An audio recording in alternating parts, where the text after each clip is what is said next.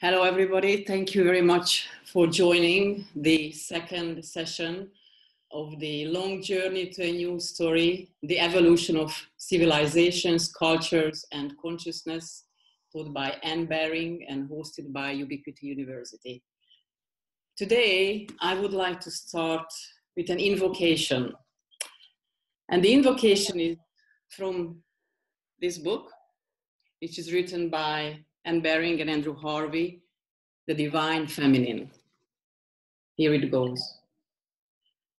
I, who am the beauty of the green earth and white moon among the stars and the mysteries of the waters, I call upon your soul to arise and come unto me. For I am the soul of nature that gives life to the universe. From me, all things proceed, and unto me they must return.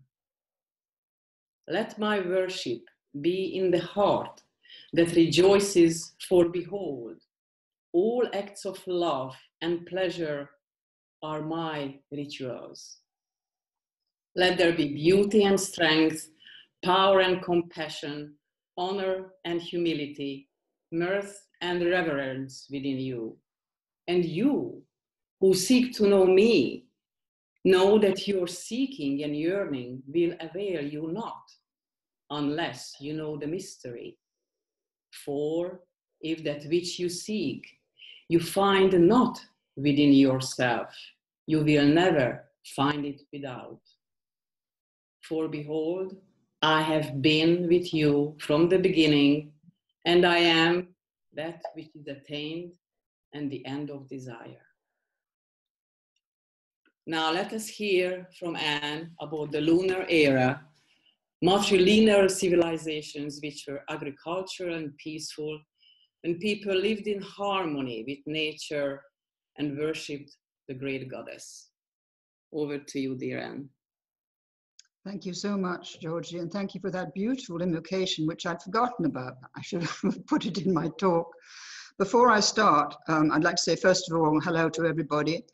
I'd like to say that this morning something came in which said that there was another comet strike, or the same comet strike, which has been found in South America now, right down at the bottom of South America. They found that there's evidence of a comet strike at 12,800 years ago.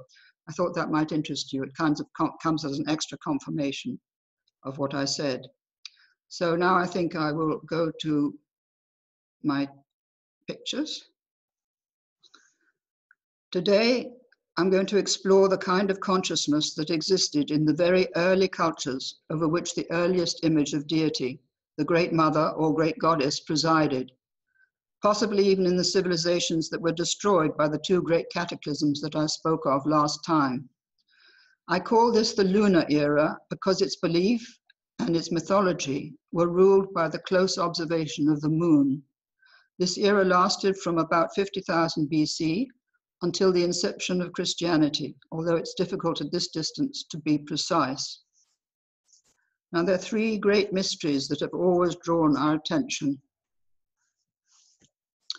The mystery of the starry cosmos in the night sky, the mystery of nature, and the mystery of our consciousness and its relationship with the eternal ground.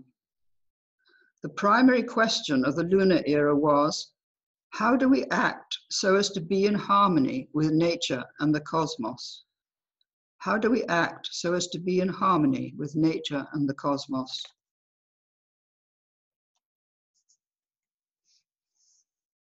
Our evolutionary journey over some 13 billion years has evolved out of the actual elements of the stars, out of the slow evolution of life on this planet, and out of our long experience as humans on this planet. What evolutionary intention has driven our emergence from cosmic and planetary life? And how can we attune our consciousness to this evolutionary intention and to the innate harmony of the cosmos as people did in the past?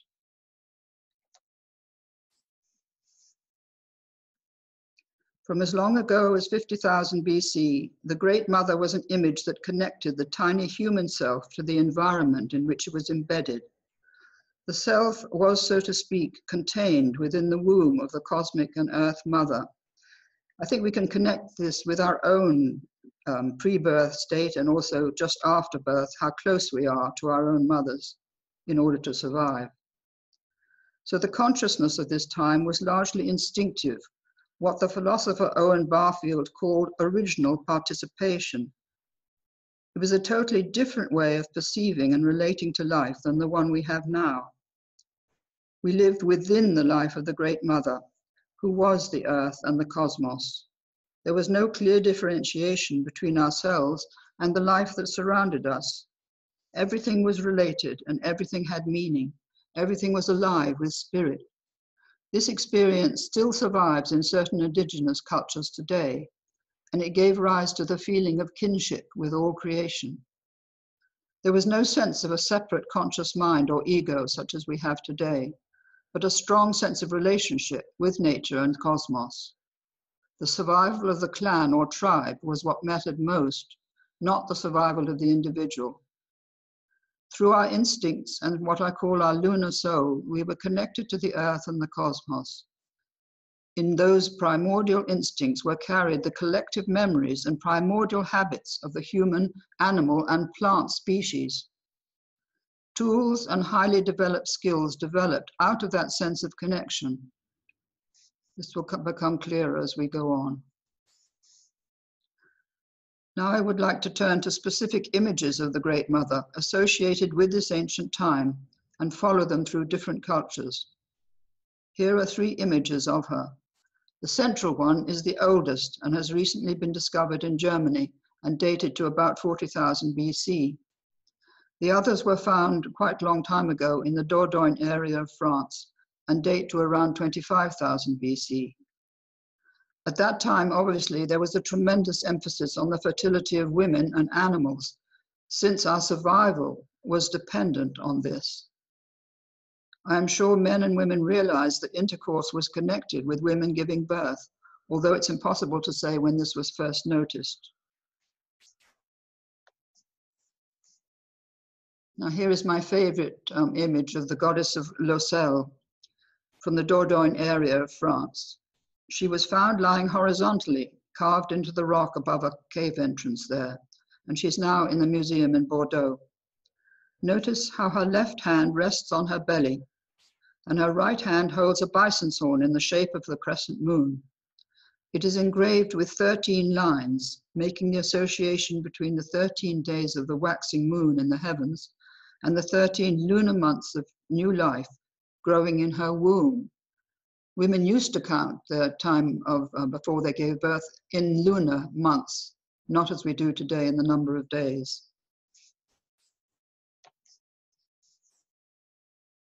Now the cave as the womb of the Great Mother from which all life emerged was very, very important at that time. In Western Europe, in the Paleolithic era, when the magnificent paintings we so admire were created, the cave was the most sacred place, the focus of the life of the tribe. Symbolically, as I said last week, it represented the womb of the Great Mother, the secret hidden source of her regenerative power. It was from such mysterious places as the cave and the later megalithic temple tomb and passage grave that she was believed to bring forth the living and receive the souls of the dead back into herself for regeneration and rebirth. The cave may have always been a place where incubation rites were practiced and the shamanic experience of death and rebirth evoked.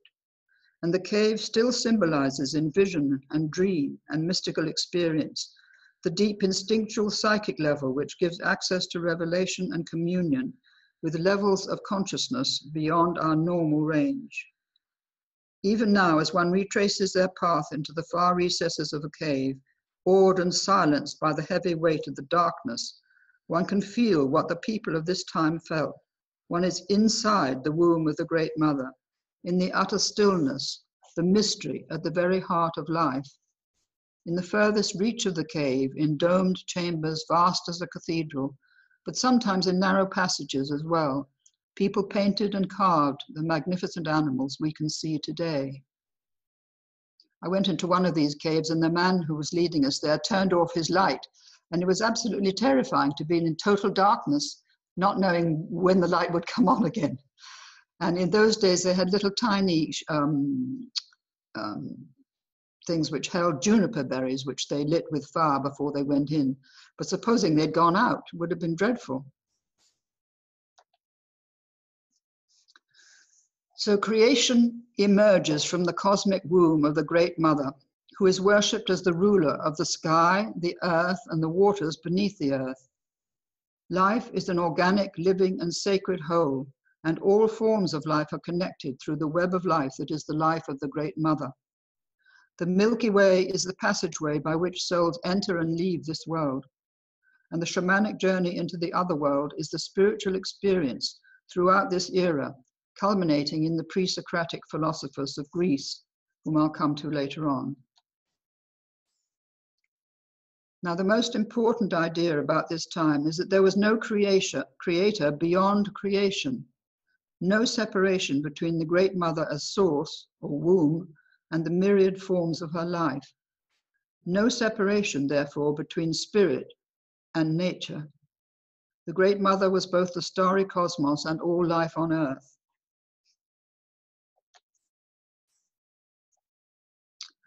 The Great Mother ruled the three domains of sky, earth, and underworld, or the waters beneath the earth. The bird was her messenger. The lion was her creative and destructive power, and also the guardian of her sanctuaries. And the serpent was her power to regenerate life. Those three are very, very important, and they will go right the way through the next 3,000 or 4,000 years. So the lunar vision was of the unity of all life. Just as the stars emerged each night from the darkness of the night sky, so the visible universe was born from the dark mystery of the invisible. Everything was infused with divinity because each and all were part of a living, breathing, connecting web of life that was animated by spirit. The hidden dimension of spirit was present in every part and particle of the manifest world. People felt they lived within a sacred cosmic order, the order of the Great Mother. And this was the origin, as I said before, of the idea of kinship with all creation. Now I come to a picture of the lunar phases, which of course they watched over thousands and thousands of years. They observed this. The mythic theme of lunar culture is a cyclical process of birth, death, and regeneration. And it arose from the age-old observation of the recurring phases of the moon. Its birth as a crescent, its waxing to fullness, and its waning into the 3 days of darkness. Over tens of thousands of years, shamanic rituals and myths kept alive the sense of connection between this world and the other invisible world, whose symbol initially may have been the dark phase of the moon. Out of that darkness, the crescent was continually reborn, symbolically associated with the regeneration of the Earth's life, and in India with cosmic cycles lasting hundreds of thousands of years.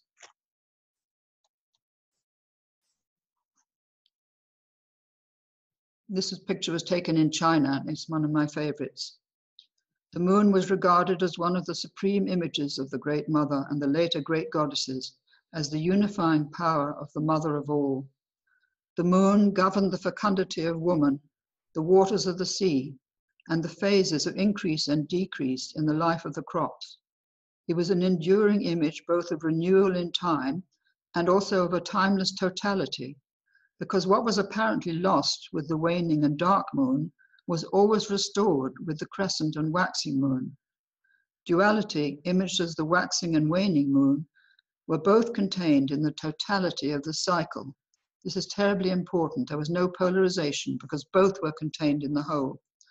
So following this train of thought, life and death were not perceived as opposites, but were seen as phases succeeding each other in a rhythm that was eternal, like the moon. Today, when we look up at the night sky, we're connected to the hundreds of generations of people who watched the circumpolar movement of the stars and the changing yet stable course of the moon. Over thousands of years, they observed the connection between the cyclical rhythm of the 4 phases of the moon's life and the rhythm of the 4 seasons of the earth, including its dark or infertile phase.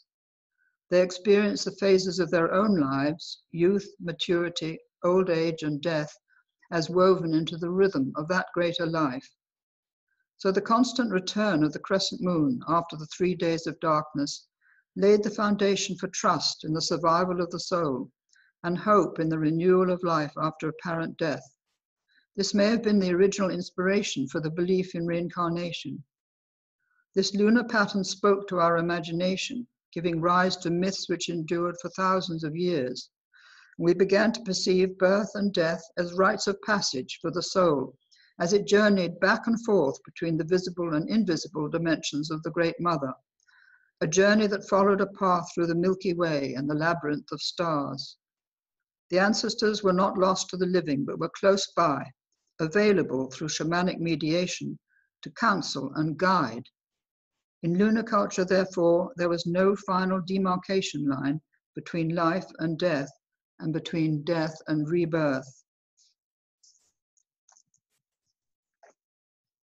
Now, the moon was the inspiration of the greatest myths and rituals of ancient cultures, focused on the dying and resurrected god or goddess. So in Sumer, we have the descent of Inanna, who was the great goddess of the moon. In Babylonia, we have Ishtar's search for her son Tammuz, asleep in the underworld. In Egypt, we have Isis's search for her husband, Osiris. In Anatolia, and also later in Rome, we have Cybele's search for her son Attis. And in Greece, Demeter's search for her daughter Persephone. These very ancient and long-lasting lunar myths, some going for 2,000 or 3,000 years, celebrated the regeneration of the earth in spring that was associated with the return of the young god or goddess from the underworld. The later Christian myth of Christ's birth, death, and resurrection took the myth of death and regeneration to a new level, signifying the birth of a new era. But it was no longer connected to the cycle of the earth's life as the earlier myths were. But Easter is still placed nearest to the full moon of the spring solstice. So it's still connected to the moon, as it were.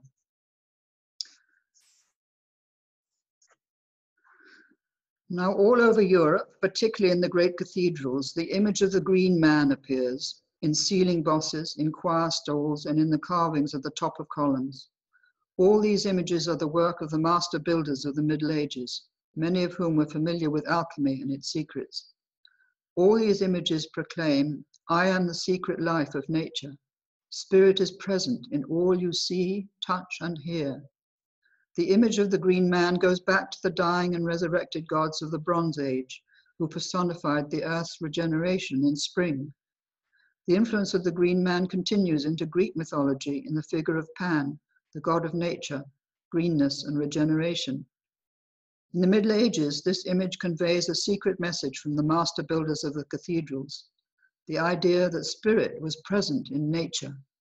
But this had to be hidden from the ever-vigilant eyes of the church, to whom this was heresy. In the Neolithic era and in the great civilizations of the Bronze Age, particularly those of Egypt, India, and China, the whole cosmos was imagined as a living being, an organic, sacred, and living whole. In India, this vision is present in the marvelous texts of the Vedas and the Upanishads. In China, it is reflected in the philosophy and practice of Taoism, and in the I Ching, or Book of Changes, whose origin in ancient shamanic practices goes back thousands of years. This world was an epiphany, or showing forth of an unseen source or ground, which breathed it into being, animating and sustaining it.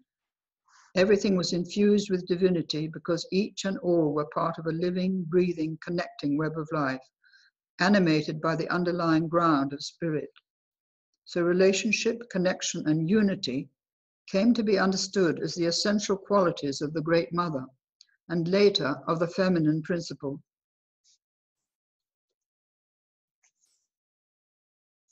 Certain features of the landscape were experienced as a portal or ladder that gave access to the invisible world. This inner world could reveal itself in the strange shape of a rock, or the flight of a bird, the stirring of the leaves of a tree, or the ripples on a lake, or the gushing of a spring from a fissure in a rock, as in this grotto in France, which I visited, which is accessed by a very long spiral path into a deep, deep valley. In other words, nature was held to be alive with spirit and able to communicate with man. Everything had meaning.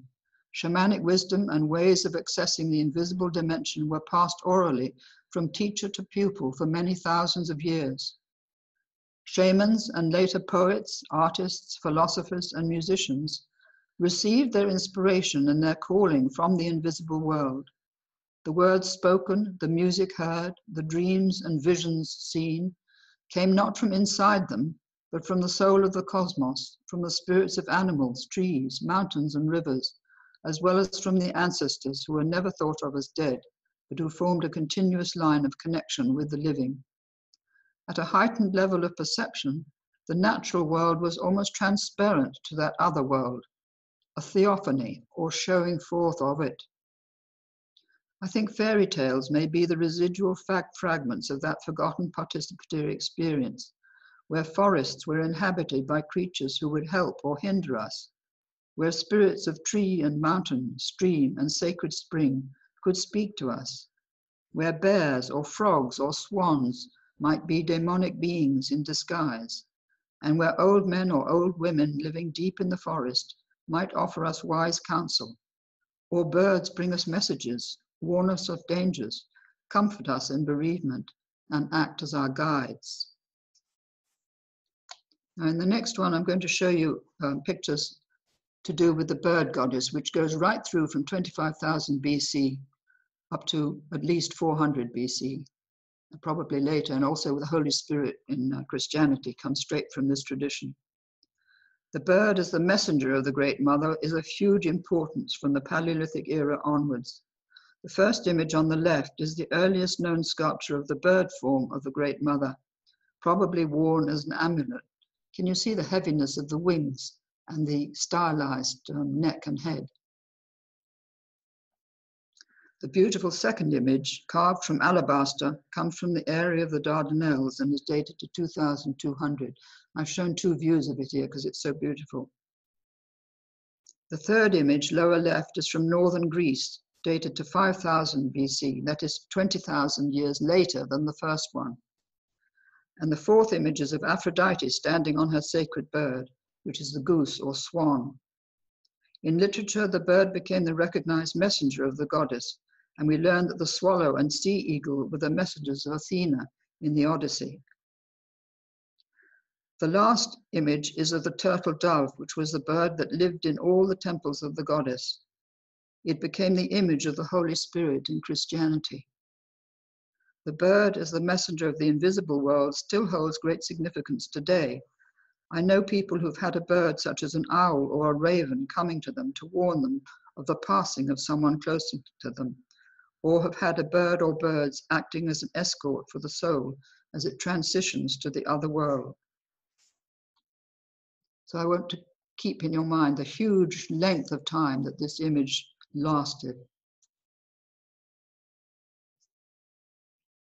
Now I come to the civilization of old Europe, which was discovered by the Lithuanian archaeologist Maria Gimbutas, who was professor emeritus for many years at UCLA. And this civilization was dated by her to between 6,500 to 3,500 BC, or 8,500 to 5,500 years ago. So it was very, very old. It's the first one we really know of, and it's strange that it occurred in Europe rather than the Middle East. So following the second cataclysm last time, it took people long ages, probably 5,000 to 6,000 years, to recover from it, before we hear about the rise of civilization in Mesopotamia or India or China, or later Central America. However, apart from the people still living close to the caves in southwestern France, there was a remarkable early civilization that arose in Eastern Europe as early as 8,000 years ago, in the area which is now Bulgaria and Romania, close to the Black Sea on the right there, and the Danube River, which is very faint, but which flows a huge distance from the Black Sea towards the Mediterranean. I've got a larger map so that you can see where it's spread all over, really, up into Hungary, down into Greece and Crete, westwards and downwards into Italy, Sicily and Malta, and even as far as Spain and up into Central Europe. So it had a huge influence, really. The surviving temples on Malta and Gozo are the remnants of this civilization. And from the shape of the many temples and sculptures found there, it is clear that the early Maltese people, like those of the river and lake settlements further north, worshipped the great goddess. And the Etruscans in Italy may have been the last descendants of that forgotten civilization. I do urge of you to try and buy the book, The Language of the Goddess by Gimbutas, because it will absolutely open your eyes to what this culture was about and how extraordinary it was. These people created the most highly decorated and marvelous pottery. A few years ago, I saw an exhibition that was called The Lost World of Old Europe, which you can still find on Google, by the way. And I was stunned by the size and magnificence of the pottery vases I saw there. Now, this civilization was matrilineal, agricultural, and peaceful. People lived in harmony with nature and worshipped the great goddess. There is no evidence of conflict and territorial aggression or of defensive hill fortifications and lethal weapons. There are no burials of men with weapons. It was a highly creative and artistic civilization that left a strong cultural legacy in Southern Europe that we can still see traces of today. Gimbutas realized that the many different goddess images she found represented the three dimensions of the Great Mother: the sky, which brought her life-giving sun and rain, the earth giving her life-giving crops, and the waters welling up from beneath the earth, ensuring the survival of animals, crops, and people. In her greatest book, The Language of the Goddess, she wrote, "The goddess in all her manifestations was a symbol of the unity of all life in nature. Her power was in water and stone, in cave and tomb, in animals and birds, in hills, trees, and flowers. She was perceived as a personification of all that was sacred and mysterious on earth, and her three main functions were life-giving, death-wielding, and regenerative." So always the three. There's always regeneration after death. I'm going to go through some images with you. So on the left, we have one of the Great Mother. Tiny these are, not more than sort of 10 inches high. And you see the door there, and you see the sort of labyrinthine design. And then that one on the right is from southwestern Romania, same sort of date and same image, but the right-hand one has the image of the bird goddess as the head, which you can see very clearly, and also the necklace. They both have the necklace. So the labyrinth and the spiral were at this early time symbols of the connecting pathway between this world and the cosmic dimension of the Great Mother's womb. It's so eloquent and so simply expressed, and yet says everything it needs to convey to us, really. So here we have a circle of 31 seated figures. We don't know if they're goddesses or women discussing community affairs. There are 13 chairs, apparently. This dates to 4700 BC.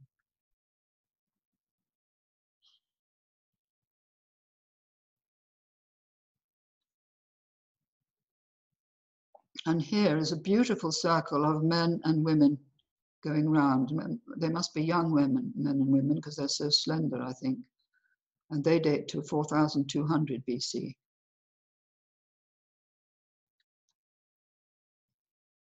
And here's a beautiful image of a woman back and front with decoration. You can see what masters they were of this decorative skill and what care they took and how important these images must have been to them.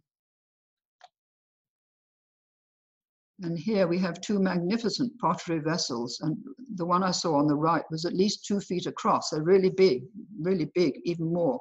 And the other one was at least 2.5 feet tall on the left. And incredibly beautiful with spiral designs mainly on them. Not figures, usually designs like what you see there, but very intricate.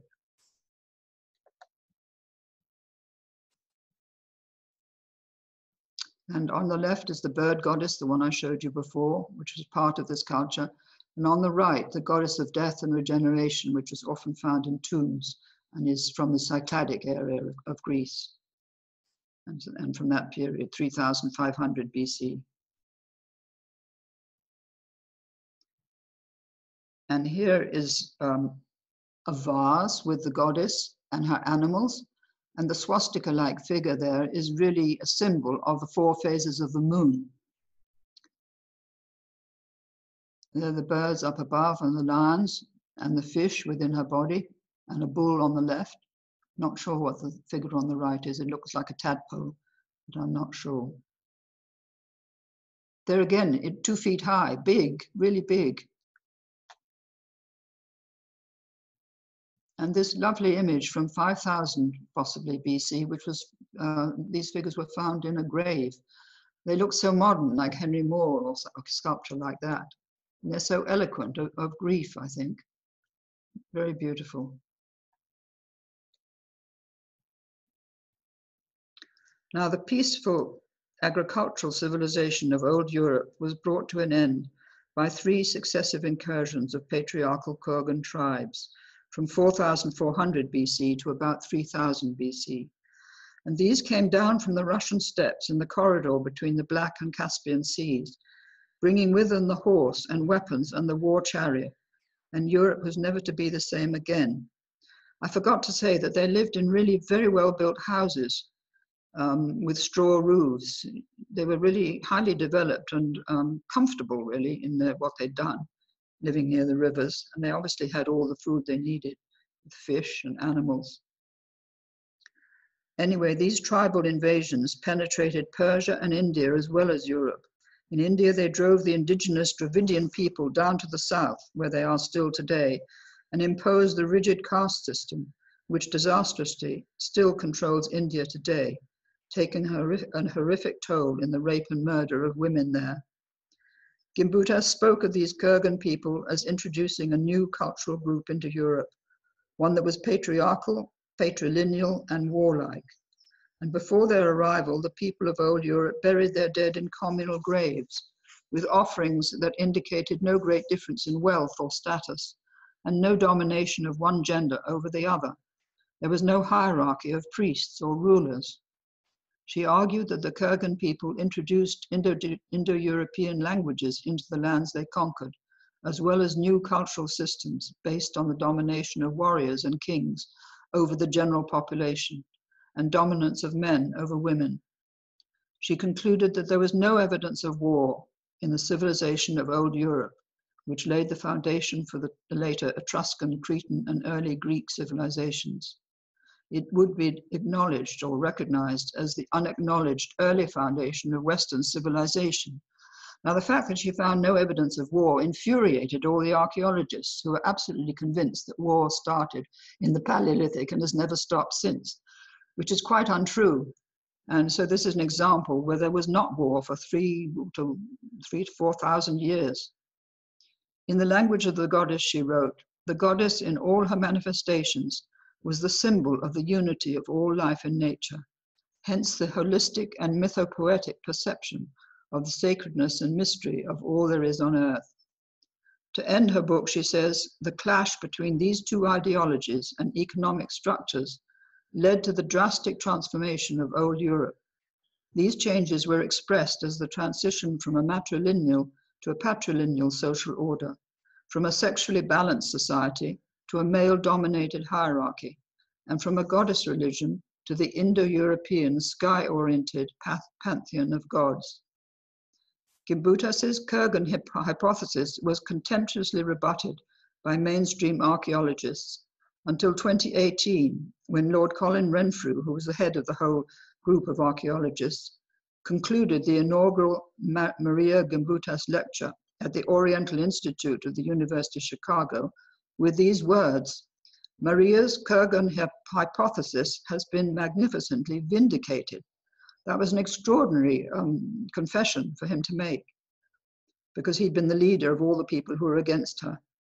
With this statement, he implicitly gave permission to other scholars to reconsider all of Gimbutas's theories and perhaps eventually to restore her to her rightful place as one of the most, if not the most, creative, scientific, groundbreaking archaeologists of the 20th century. The crucial evidence which shifted the ground was the discovery of the difference in the DNA between the peaceful people of old Europe and the warlike Kurgan tribes descending from the Russian steppes. It's amazing that they could discover this DNA today of what existed then. Now I'm going to look at some other things to do with this, not particularly that culture, but the effect of this culture. This is Malta and Gozo have some of the oldest surviving Neolithic temples, dating to 3000 BC at least, whose ground plan follows the contours of a womb or the shape of the Great Mother or Great Goddess. Some temples have been discovered submerged beneath the coastal waters, suggesting that Malta was once much bigger than it is today. The stones used to build these temples were absolutely huge, and I've been to this one, and they look much bigger than they do here, really. But it was an amazing place. And here is a lovely little image of a priestess, possibly, from a building called the Hypogeum or Hypogeum in Malta, which is going down many stories underground. And she was found in one of the sort of shelves in this underground temple. She may be a priestess engaged in a rite of incubation, or is possibly having an oracular dream. And here, what was going on in the megalith, the Neolithic, were all the building of incredible monuments, really. This is in Ireland, called the Temple of Newgrange, dating to 3200 BC, which is thought to be 1,000 years older than Stonehenge. And they built it with chalk like that, they think, to represent the crescent moon, and then covered the top with earth and grass. Anyway, I mustn't spend too long on it, because there's too much to go through now. That's her triple spiral that's on a stone in front of the doorway, and that's found all over Europe in different monuments, in megalithic monuments. And there's her stone with the triple spiral on it, and the shaft above the stone in the picture on the left is the opening where the first ray of the sun entered at dawn at the winter solstice and streamed down a long narrow passage, lighting up a stone at the far end. And that's what you see on the right. It's coming, the sun is coming towards us here, and the stone is, as it were, behind us. So the magical dawn ritual signified the union of the sun with the earth and the renewal of the earth's fertility. There's no other monument like that which actually shows the sun coming in at dawn at the winter solstice. So I hope I've made it clear that during the lunar era, we were aware of two dimensions of experience, this earthly one and another invisible one, to which we were connected as by an umbilical cord.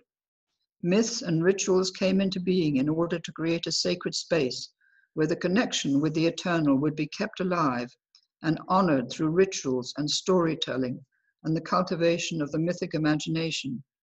All these connections and associations came into being through the ability of people to observe, to listen, and make connections between what they saw and what they intuitively understood and felt.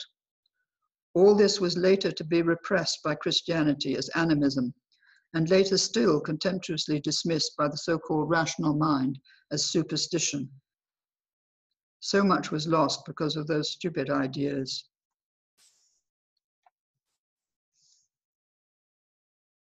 Now I'm just looking briefly at the Cretan goddess, I think, on the left, holding the two snakes in her hands and the leopard on her head. Look at how beautiful her dress is. It could have been a priestess, could have been a goddess, I'm not sure. And on the right is a Cretan priestess wearing the sacred knot at the back of her neck that signified her position in society. She had a very important role in Greek culture.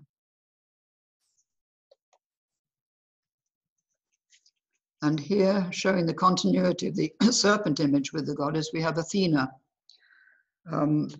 in this wonderful sculpture from the oldest temple on the Acropolis. And as I said before, in the Odyssey, Athena appears to Odysseus as a sea eagle and also as a swallow. So there you have the snake and bird imagery still associated with the goddess.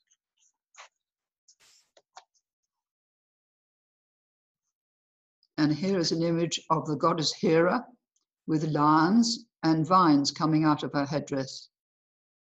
And I think the diagonal pattern on her dress there represents the crops, quite possibly,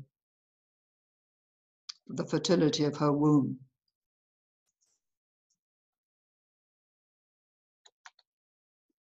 And here I come to one of the, the Neolithic Anatolian goddess, fascinating image, which is in Turkey now in one of the museums there.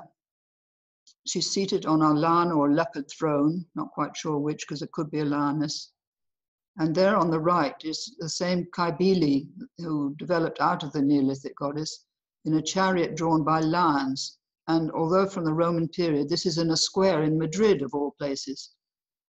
Most unusual place to have it, but huge, enormous sculpture.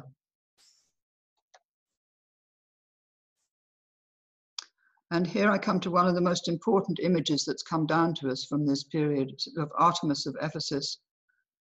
Artemis was one of the most important and widely worshipped great goddesses of the ancient world. By the way, this statue is in the Archaeological Museum in Naples and is absolutely huge and magnificent. It's a copy of the one that stood in her temple. Only Isis is equal to Artemis in stature and importance, and the worship of both goddesses lasted far into the Roman era and spread as far as Marseille in France. As part of the Greek Empire, the main center of her cult was Ephesus on the western coast of modern Turkey, but she was worshipped over the whole of Anatolia as Kybele, and later taken to Rome. A statue similar to this one stood at the far end of her magnificent temple at Ephesus, and resting on her many breasts is the great lunar crescent, identifying her as a moon goddess. Beneath it is a circle of tiny acorns. On her body are sculpted many different animals, including lions, bulls, stags, and bees, as well as plants, angelic beings, and priestesses of her temple. Her breasts signify boundless nourishment, for she was worshipped as the nourisher of all life. Her black hands, face, and feet point to the dark phase of the moon. Other sculptures of Artemis show her with the signs of the zodiac, showing her dimensions as a universal or cosmic goddess. And this was her amazing temple, which is just staggering, I think, in its size and beauty. It was named as one of the 7 wonders of the ancient world, and it was 3 times larger than the Parthenon in Athens, which is big enough. It had 127 fluted Ionic columns rising 60 feet into the air and were crowned with brightly painted capitals decorated with rosettes. The great columns were carved with mythological scenes, and the lintel was so heavy that the architect nearly committed suicide the night before it was to be erected. But miraculously, the goddess raised the lintel overnight, and it was in its destined position by morning, luckily for him. It was destroyed by fire in 356 BC, and another was built in its place.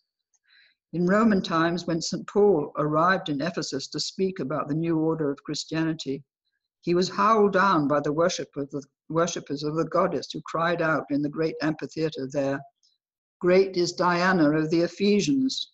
Diana was her Roman name. And St. Paul had to hurry out of there in fear of his life. Didn't get very far with the Ephesians. This is an image of Demeter and Persephone from Eleusis. Demeter was the great goddess of the fertility of the earth, whose temple at Eleusis lasted for 3,000 years until it was destroyed on the orders of the Emperor Justinian in the 6th century AD. The secret rites of Eleusis that the Greek philosophers took part in must have given them a great sense of trust in the survival of the soul and the reunion with their loved ones after death. Rituals like those at the great temple of Eleusis strengthened the sense of participation in an unseen reality and gave initiates an experience of the immortality of the soul. In a culture where visionary experience was validated, people encountered goddesses and gods in dream and vision. Birds were recognized as messengers of the invisible, very possibly because people dreamed about them in this role, or even heard them as a voice speaking inside them.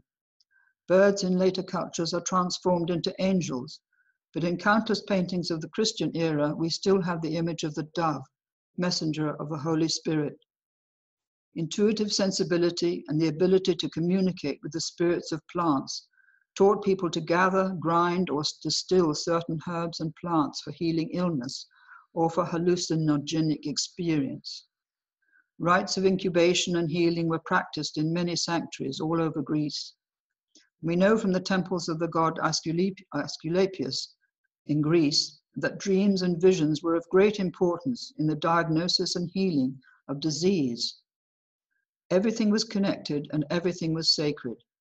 The shaman healers who guided these cultures were trained to enter a state of utter stillness and to listen and observe what they heard and saw in an altered state of consciousness.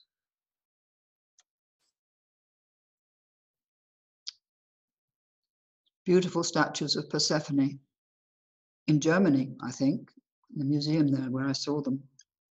The Greek philosopher Parmenides, living in southern Italy in the 5th century BC, describes his shamanic journey into the underworld, driving in a chariot drawn by mares and steered by young women through great gates that opened on oiled hinges into what the Greeks called the immortal realm. There the goddess Persephone took his right hand in hers, telling him to transmit her teaching to the world of mortals. The purpose of these journeys was to receive from the goddess the laws that were to guide the human community. Parmenides was the teacher of Plato and had a great influence on his contemporaries. A long line of shaman teachers and healers, whose names are recorded on stone in the town of Velia, south of Naples, where he lived, is now known to have descended from him for some 500 years. This shamanic view of reality and the practice of incubation was most highly developed in Egypt and Western Anatolia, from whence it was transmitted to the pre-Socratic Greek philosophers and to Crete. I would urge all of you to read Peter Kingsley's book, In the Dark Places of Wisdom, which describes this extraordinary journey and the influence that Parmenides had on his culture. Now I come to Egypt, because there were 4 great Egyptian goddesses who carried forward the image of the earlier Great Mother and the feeling that everything was ensouled with divine presence. Among these goddesses was Maat, who wore on her head the ostrich feather, against which each human heart was weighed after death, balanced on the scales of justice. Because Egyptian mythology had a great influence on neighboring cultures, Maat may be the origin of the figure of divine wisdom in the Old Testament, for she personified the equilibrium and harmony of the cosmos, intrinsic to all life forms, even to the notes on the musical scale.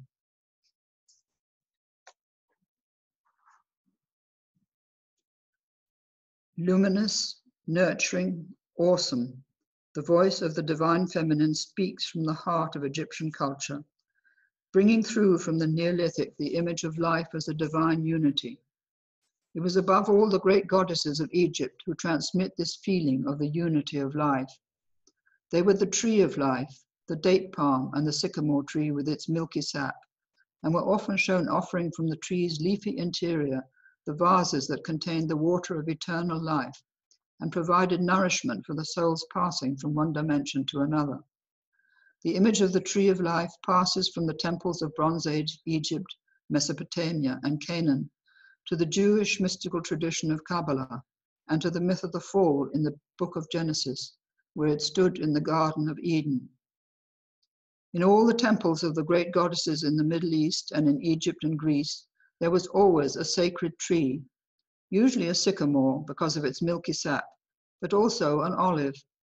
We find it in Sumerian, Babylonian, and Assyrian mythology, and eventually in the book of Genesis, but its most beautiful expression is from Egypt.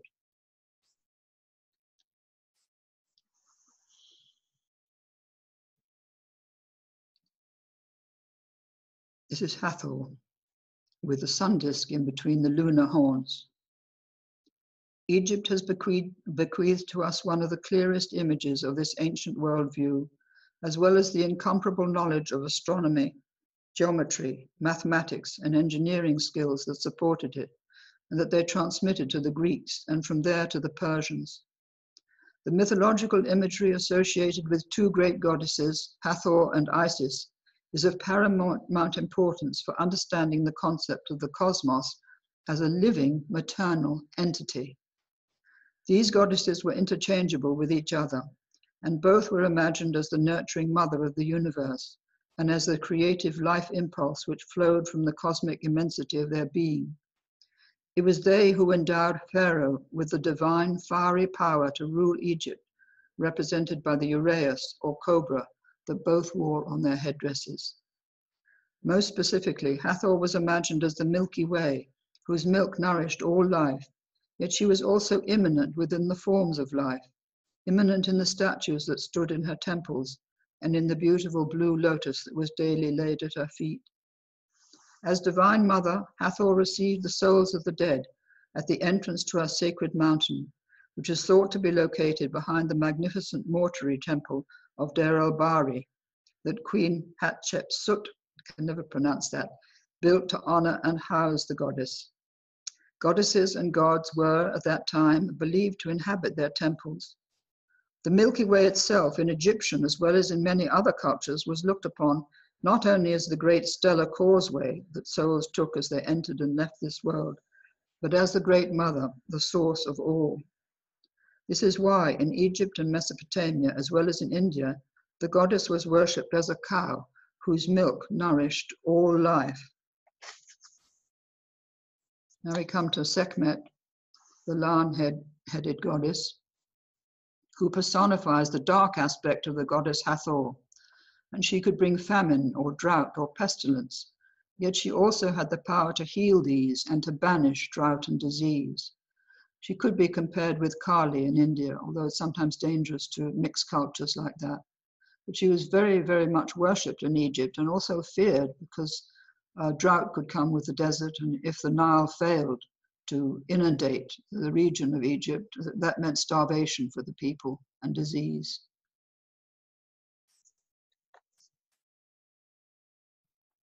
This is a beautiful picture of Isis with Pharaoh. You can see the uraeus on both their heads. The throne is the hieroglyph of Isis, and you can see a little image of the platform throne on top of her head, supporting the sun disk and the lunar horns. This beautiful picture reflects a very close relationship between goddess and Pharaoh. Here I must mention the ritual of the sacred marriage, which was the most important event of the year, both in Egypt and Mesopotamia. This marriage was celebrated in the magnificent temples along the Nile and brought together the priestess of the goddess and the pharaoh in a ritual of sexual union that was enacted in the temple. The same ritual of the sacred marriage was enacted in Mesopotamia.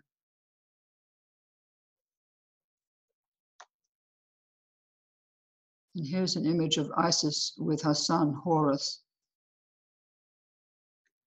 The great Egyptologist Wallace Budge wrote in his Gods of the Egyptians that Isis was the great and beneficent goddess and mother, whose influence and love pervaded all heaven and earth and the abode of the dead. And she was the personification of the great feminine creative power which conceived and brought forth every living creature and thing, from the gods in heaven to man on earth and to the insect on the ground. What she brought forth she protected and cared for and fed and nourished, and she employed her life in using her power graciously and successfully, not only in creating new beings, but in restoring those that were dead. There's a lovely summary of what she meant to the Egyptians. Now the fourth goddess is Nut, as the mother, and the most beautiful hymns and prayers that have come down to us from Egypt were addressed to her as mother of the souls of the dead, as the mysterious deep ground of life and the soul. Nut was the starry vault of heaven, whose vast cosmic body was home to all the stars.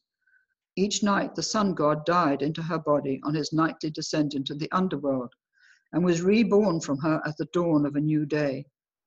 Nut's image was painted on the inside of coffin lids and sometimes on the base as well, as if to enfold the soul entrusted to her care in her cosmic embrace. There is a beautiful and moving inscription to her on a fragment of stone that I found long ago in the Louvre. I will read it to you because it evokes her presence, and you can hear the legacy of the earlier Great Mother. O my Mother Nut, stretch your wings over me. Let me become like the imperishable stars, like the indefatigable stars. O great being who is in the world of the dead, at whose feet is eternity, in whose hand is the always. O great divine beloved soul who is in the mysterious abyss, come to me.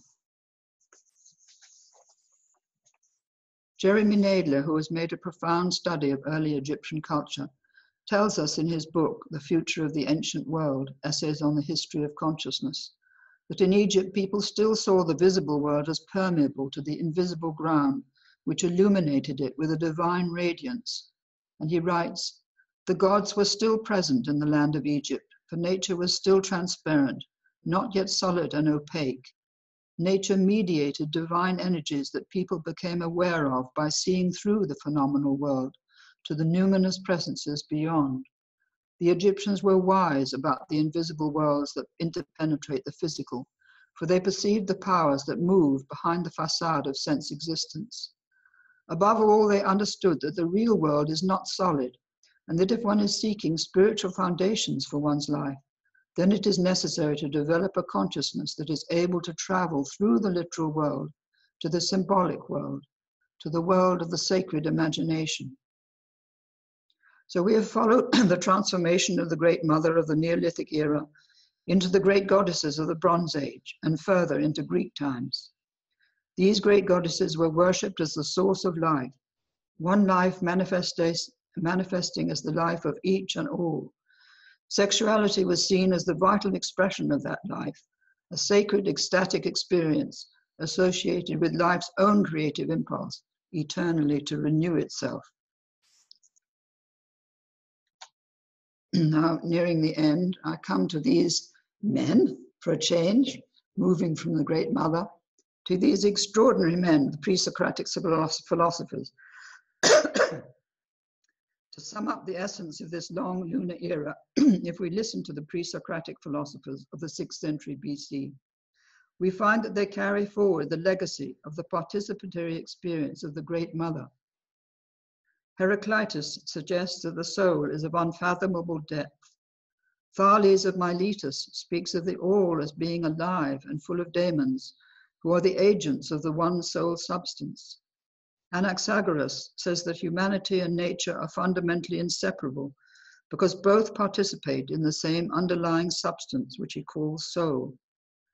Pythagoras spent 40 years with the astronomer priests of Egypt and Babylon before he defined the mathematical laws which embodied the intelligence, wisdom, and mathematical harmony of the universe, laws which eventually reached the builders of Chartres. He left these words to encourage us. Take heart, for the human race is divine. Parmenides carried forward the ancient practice of incubation that enabled its practitioners to reach the inner dimension of the cosmos. And finally, Plato, who was not a pre-Socratic philosopher, but later, in his Timaeus, was the first to give a name to the image of an all-embracing cosmic entity, which he describes as a single living creature that encompasses all the living creatures that are within it. He called it psyche tou kosmou, or the soul of the cosmos. The priceless gift of the pre-Socratic philosophers to us is the understanding that the cosmos has an inner life, a soul, and that this cosmic soul is the origin or ground of our individual soul, our own consciousness. So we carry within our psyche a very ancient kind of consciousness or experience of life that I've named lunar consciousness and associated with the timeless wisdom of the soul. It is an instinctive, participatory, holistic, relational way of knowing, mediated through instinct, sensory observation, intuition, feeling, and is still found in shamanic cultures today. We need to reconnect with this consciousness and listen to what Jung called the spirit of the depths. Once, long ago, the world was experienced as alive with spirit. Nature was part of a sacred cosmic whole, and we ourselves were part of that divinity, although we have lost all knowledge of this. Everything that the image of the Great Mother once embraced in earlier cultures was lost, and with it the vital sense of participation in the cosmic life of an invisible entity, imagined as a containing, connecting, and benevolent maternal being. So what happened to make us lose this vital sense of participation? I hope to answer that question next week when we come to the solar era. So thank you very much. I'm sorry it's taken a bit longer, but there's an awful lot to fit in one talk. Thank you. Thank you. And well, you know, your lectures are never long enough. Thank you. What a rich presentation. Beautiful, beautiful images, and how you weaved in really and take us through our history. It's just wonderful. In your book, The Dream of the Cosmos, in the Lunar Era section, you say that we may look back on this remote past with some arrogance, congratulating ourselves on having long outgrown its magical approach to life.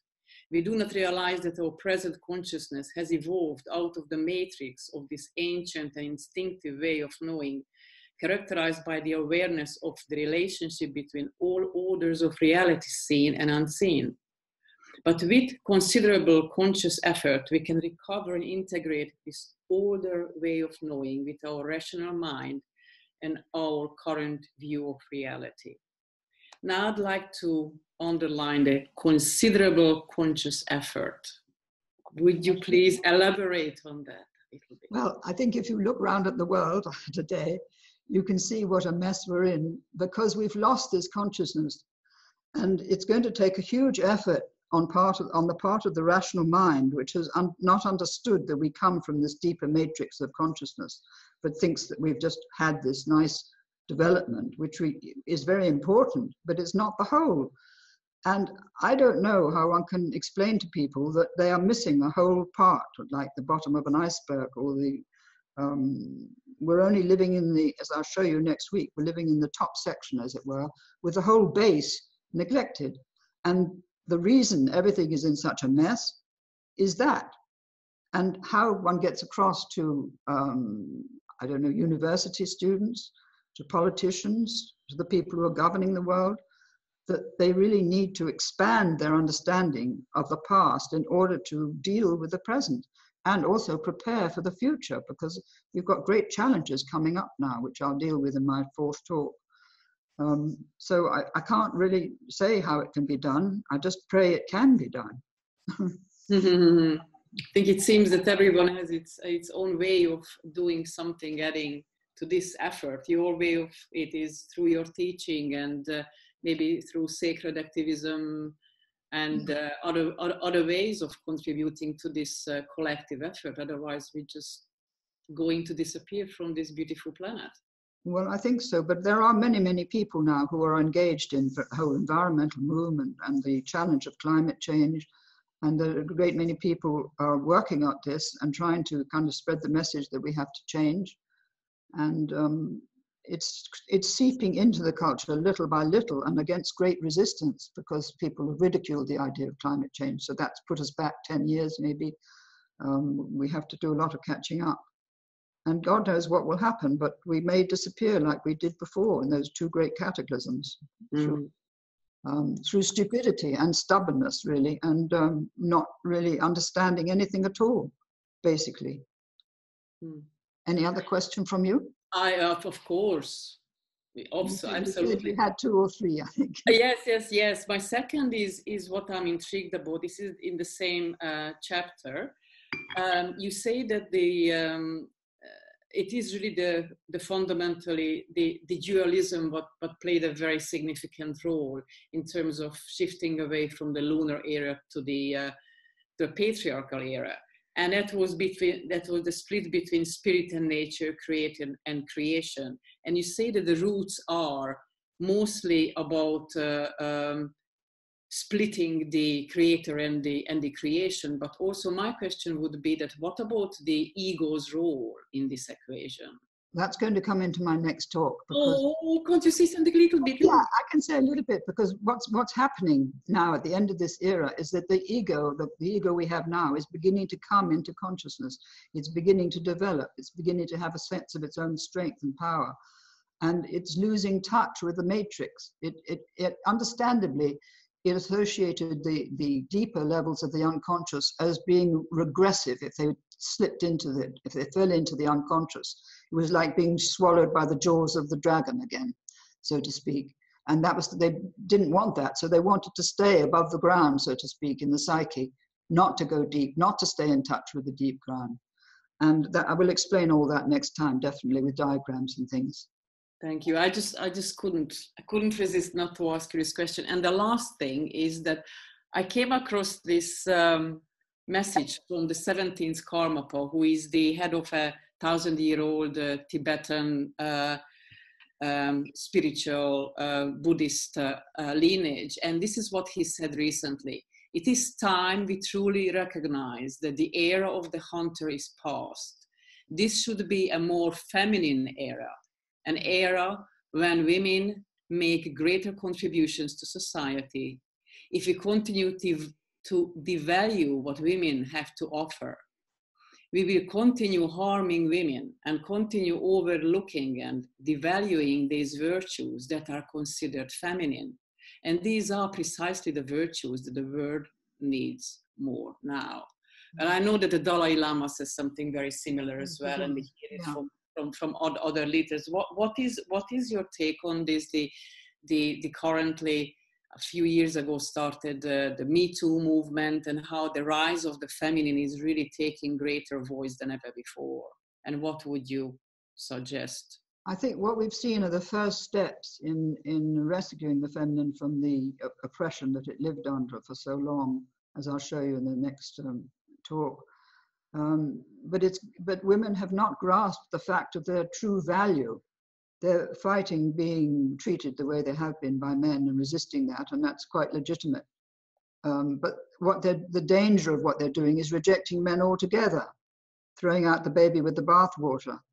And I think that there needs to be much more discussion and thought, and women, I hope, opening to what I've been teaching and understanding themselves in greater depth, and understanding what their huge contribution could be if they stayed with the feminine values, which valued life over death and left the whole warrior ethos, which has dominated us for 4,000 years, and devoted themselves to saving and preserving and cherishing life, which they've done in all the children they've brought up over these hundreds of thousands of years. That's what has kept civilization going, is their care of the children that they've had. So they have rejected the role of the mother. I put that in my other writing somewhere, in order to become in the world, in order to get into the world and fight for their position against men's power over them, and to fight for equal wages and that kind of thing, and to fight for respect. But they've neglected the true values which have kept everything alive for thousands and thousands and thousands of years. And they need to really understand what they could recover and give them much greater strength in their whole position in society today. They're still weak, fighting and trying to be strong. But if they knew they were already strong, they wouldn't need to fight in the way that they do. They could fight perhaps with more compassion and more dignity, I think. Yeah, exactly. Absolutely. Thank you very much. Yeah, I resonate with all your words. Now let's turn to our attendees. Any of you, please, if you'd like to ask a question from Anne or share your points of view, you need to click on raise your hand, and then our colleague Georg will open your audio and video settings. So do we have anybody? Right. Miriam Sayad, the dear sister or beloved colleague of Bonafché, please.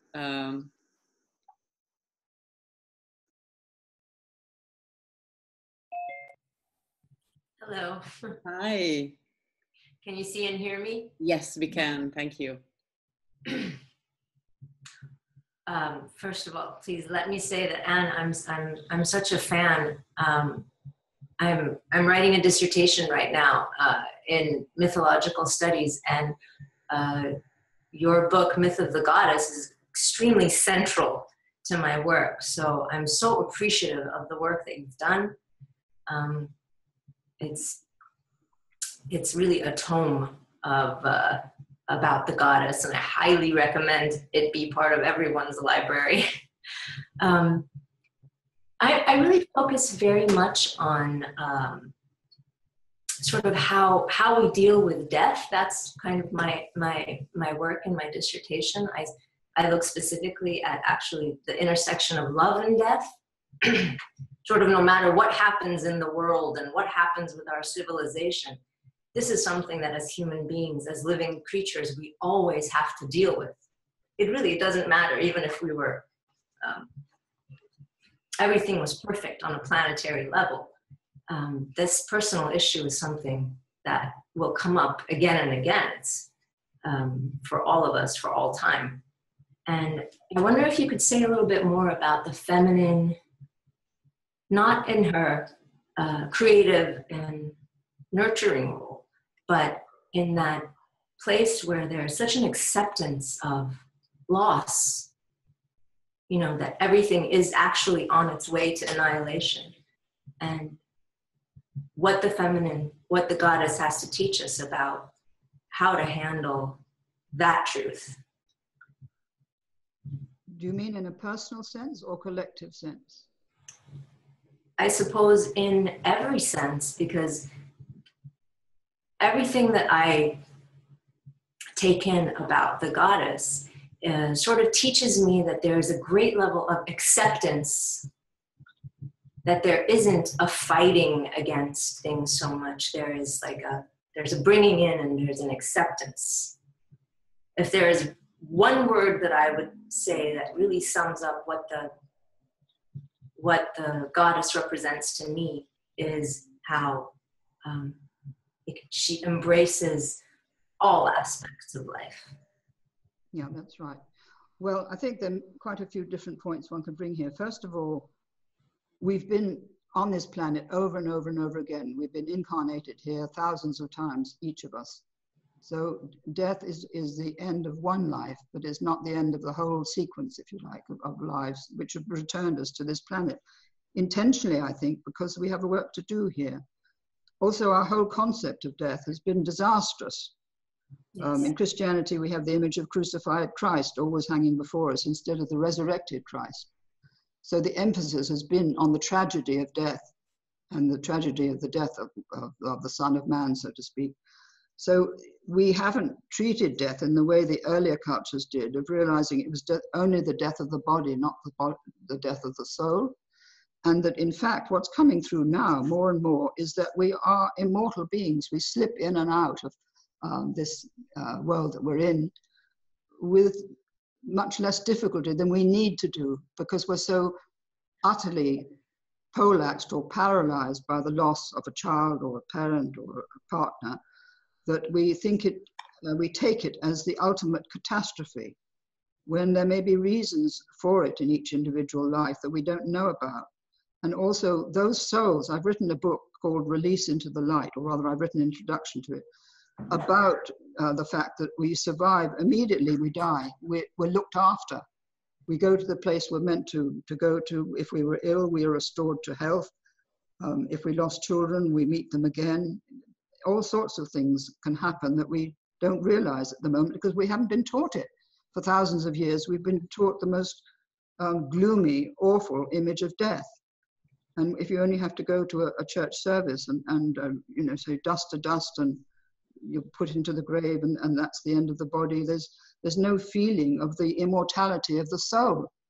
So that's one thing I would make very clear. And I've put some things on YouTube about this. I've got 3 videos out there, in which the longest one, which I can't remember its name, but it says we are immortal beings, we are divine beings, and we don't know it. And this is just coming through into consciousness now.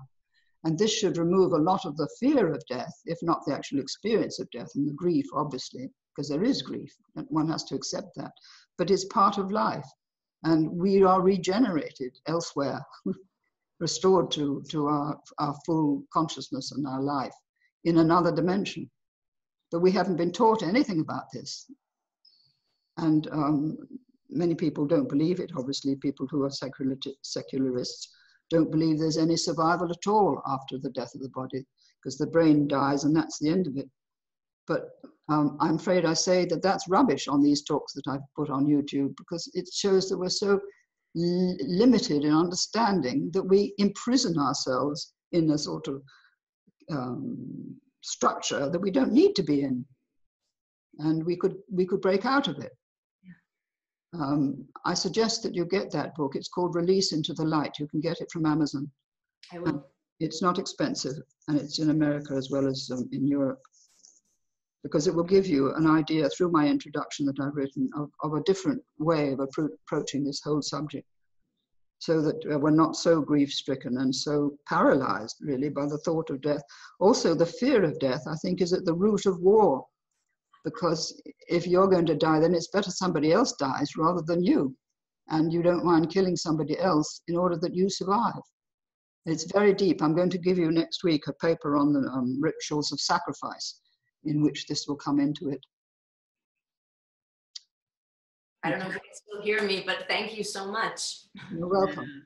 Thank you. Thank you very much. Thank you. Paolo, let's hear from you.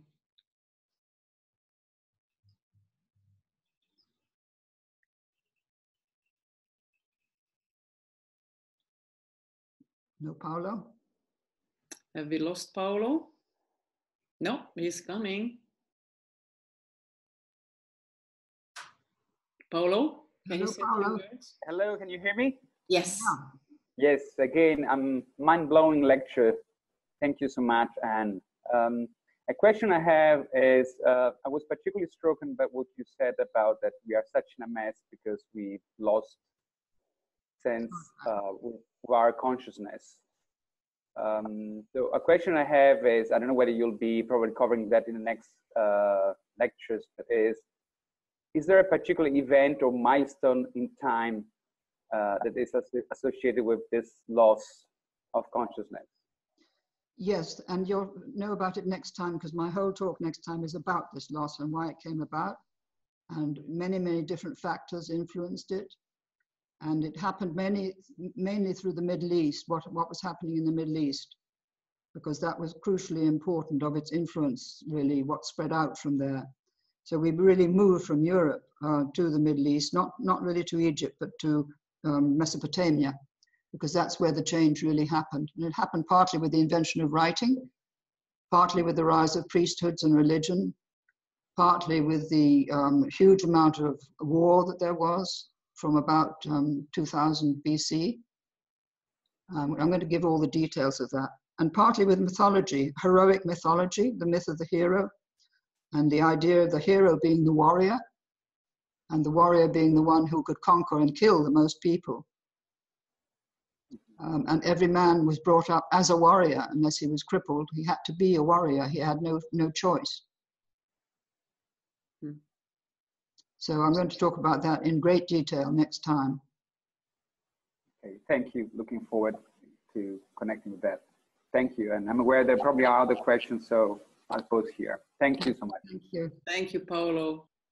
Emma Rosso, thank you. I'm glad you can hear me. Thank you, Georgie. Certainly thank you, Anne, for all. I'm sitting here and to talk a little bit more to Georgie's point before. We all have a lot of work to do, absolutely. And I'm just very thrilled to be able to be part of all this and have a set of colleagues that very much we can discuss things, talk things through, and read all those fantastic books. But that's one of the things that's in the back of my mind as I listen. You know, what's my small part in all of this? And I would hope that we all have that sense of what our own individual sense is for the total at this point. And for me particularly, looking at things from a clinical perspective and from a teaching perspective, again, how to, in the most correct way, shift consciousness. And that is very much going to be, I'm sure, part of the rest of the time here. So thanks, everyone. Thanks, Anne. Thank you.